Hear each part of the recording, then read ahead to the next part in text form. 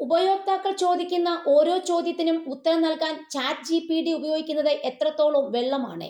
Open AI CEO Sam ആൾട്ടുമാനാണ് ഇതു സംബന്ധിച്ച കൗതുകകരമായ വെളിപ്പെടുത്തൽ നടത്തിയിരിക്കുന്നത്.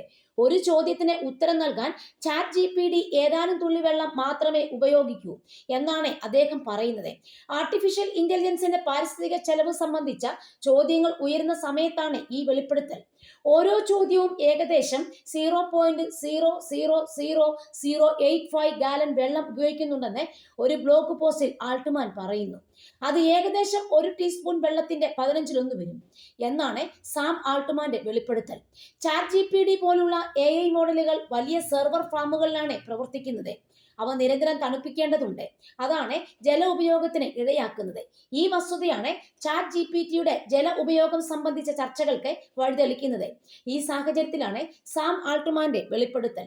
എന്നാൽ എല്ലാവരെയും തൃപ്തിപ്പെടുത്തുന്നതല്ല അദ്ദേഹത്തിന്റെ മറുപടി. ഇക്കാര്യത്തിൽ കൂടുതൽ വ്യക്തതയും തെളിവുകളും വേണമെന്നാണ് ചില വിദഗ്ധർ ആവശ്യപ്പെടുന്നത്. എഐ ഡാറ്റാ സെന്ററുകളിൽ സൂക്ഷിച്ചിരിക്കുന്ന ശക്തമായ കമ്പ്യൂട്ടറുകൾ അമിതമായി ചൂടാകുന്നത് തടയാൻ കമ്പനികൾക്ക് കൂളിംഗ് സംവിധാനങ്ങളെ ആശ്രയിക്കാതെ തരമില്ല. അതുകൊണ്ടാണ് വെള്ളത്തെ ആശ്രയിക്കേണ്ടി വരുന്നത്.